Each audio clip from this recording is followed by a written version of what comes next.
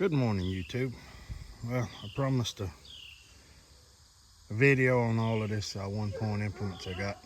This is about 10 pieces of it. I still got a couple more. I got a couple more here, and I got a couple more. I got 4 or 5 pieces at my parents' place on the farm down there. But I'm gonna start off right here. This is a 1-point Holland transplanter. I bought it a couple years ago from a fella down at Mullins, South Carolina, and they used it on a tobacco farm that was about 2 miles from my great-grandparents' tobacco farm and my great-aunt and uncle's tobacco farm. They used it up until probably, I think he said, the late 80s on that farm planting tobacco, and they got out of the business and leased all their land. It's in pretty decent shape for it sat out in the wood lot over close to beside the barn for, well, probably since the 80s. I got it here. It's been sitting up here. I need to finish working on it. I got another scraper I got to put back on there, and I need to clean it up and paint it. I put some new springs on it. Everything turns, everything moves. I took the water trick apart, and it's down here. I took the water trick apart, cleaned it up, got it all working. It's got a couple of the fingers on there that are froze up. They could probably stand to be replaced. I used it last year to plant sweet potatoes, and it worked pretty good. He didn't have the barrel bracket to go on the tractor with it. I've been trying to find one of them, and it's like pulling hen's teeth to find one. And I know where there's one at. I just got to drive a little ways to get it. And I thought about just making one myself. Wouldn't be that hard. But yeah, that's a Holland transplanter, 1-point. So, and then this is a 1-point carryall. It's homemade. It's not international. It come up from up close to Burlington, North Carolina. And it was rusty real bad when I got it. Didn't have a floor. So I cleaned it up, painted it, put a new floor on it, and it's not a whole lot to say about it. It's just a old simple homemade carryall. So it works pretty fair. I use it a good bit. And this is a dirt scoop. It came with the carryall when I got it, both of them. I've never used it. My son uses it a little bit. He moves dirt around a little bit.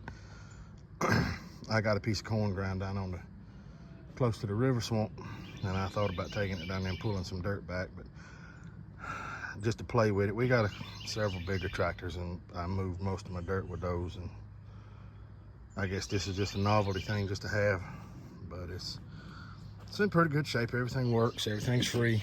So, and this is a 1-point International 100 scrape blade, 5 foot. And I still got the International decal on it. It's got a serial tag. Let's see if I can get it. So it came from down in Darlington, South Carolina. I bought it a while back. This is probably the first 1-point implement I got. I got it when I started looking. Went to look at a fertilizer assembly, our fertilizer drive unit, and countershaft for a 140. And he had it on the shelf on a junk pile. And I picked it up for $50 and put new tines. And man, that thing is great for leveling out garden. You can out a garden spot or anything. It's worth its weight in gold. Actually, I think it's made out of an old International peanut weeder is what I believe it is. I think that's what somebody told me. But yeah, it works great. Behind it is an international toolbar with a chisel plow on it. I know JT West has got one very, very similar. His has been cleaned up and painted. I bought this. It came with the dirt scoop and that carry-all. It's in real good shape. It's only got 5 tines, and it pulls good. It cuts good. I need to turn the shanks around. They're starting to wear pretty good down there.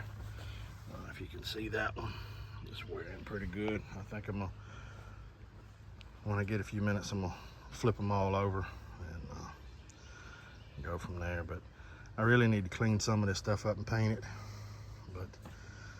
But I use it, and you know, it's kind of a tough one when you paint it up and then you don't want to put it in the ground. So, and behind it is a 1.1 bottom. It's 14-inch bottom.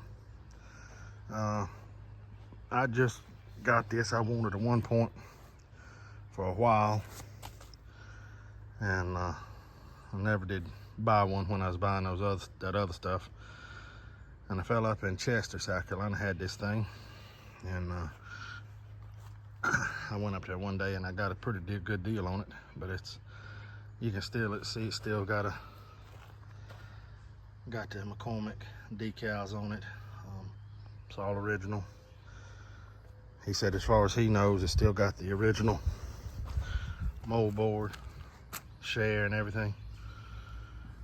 It's missing the frog, but I can't find one.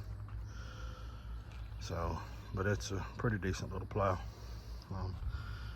This is the second piece of 1-point implement I got. 2 bottom, 215. Well, it's a 215 model 215 plow. It's 2 14-inch bottoms. I got this plow from an old fella that I know down in Nice, South Carolina. I've plowed a good bit with it, plowed my garden a good bit. It's in pretty good shape. I had to put new shares, and I got 2 new land sides to put on it. I hadn't done those yet, but I had to put 2 new shares on it when I got it. They were just wore slam out. Like I said, it's not perfect. It's in pretty fair shape compared to a lot of the ones you see around here. People have abused them. So it does a good job. I've plowed this garden spot I'm standing in with it several times. I plowed down on the farm with it a little bit. So it's like I said, that's the second 1-point implement I got. And then this disc harrow here. Where did I buy this disc? This disc harrow came from Darlington with that scrape blade. I got interrupted there by my daughter. She's fumbling around out here with something. Yeah, it came from Darlington with that scrape blade I said. And this thing cuts good. It's in good shape. All the parts pieces are there. It's not missing anything. It's actually got, I think this is both of them. I got 2 of them. This has actually got IH cutting blades on it. I use it to cut over this garden. I've plowed it. It does good cutting corn stubble and everything in. So, and I built those weights. I modeled them kind of after JT West, after Joey's. He made his a lot bigger than I did.